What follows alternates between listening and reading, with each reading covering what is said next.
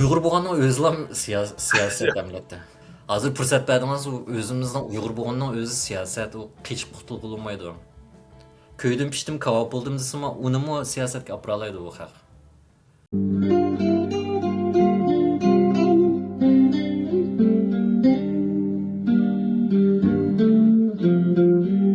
Assalamu alaykum. Hurmatli ko'rmanlar. Men Erkan Asiya radiosi muxbiri Shuhrat Ushur. Tövende bugünkü programımız diqqatinglarda bo'ldi. Fransiyada yashayotgan san'atkor Mir Kamil Turg'unga o'tgan hafta Urumchidagi bir soqchidan telefon kelgan. Telefonda uningga do'stlik talabi sunilgan.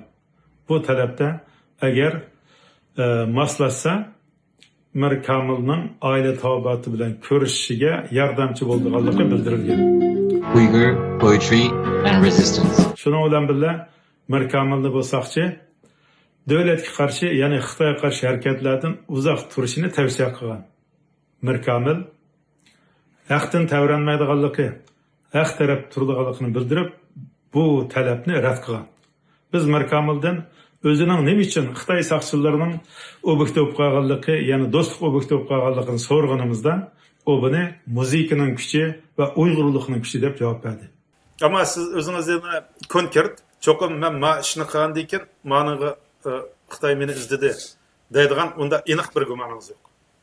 Muzika, menimcha shu muzika. Chunki yaqindan ish qilib to'xtamay anglaganlarim shu, masalan,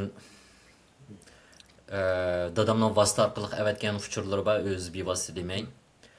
Dadam tigi Qashqarlik hamda gaplari siz qo'ldim ishda vaqtida siz gap qilgan yeri bor. Naqshini naqshaysin deb. Lekin o'shanda dadamning maqsadi meni tushirish emas, burun eng nachar narsalarni yozsam-u, ishlasam-u maqtaydigan odamdi.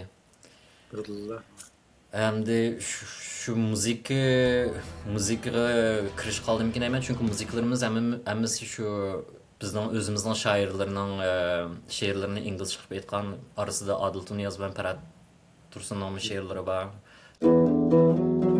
Hurmatli radio dinləyicilər, bu proqramımızdan, bu söhbət xatirimizdən to'liq qismini radio to'lqinlarimizdan va tor betimizdan anglag'aysizlar.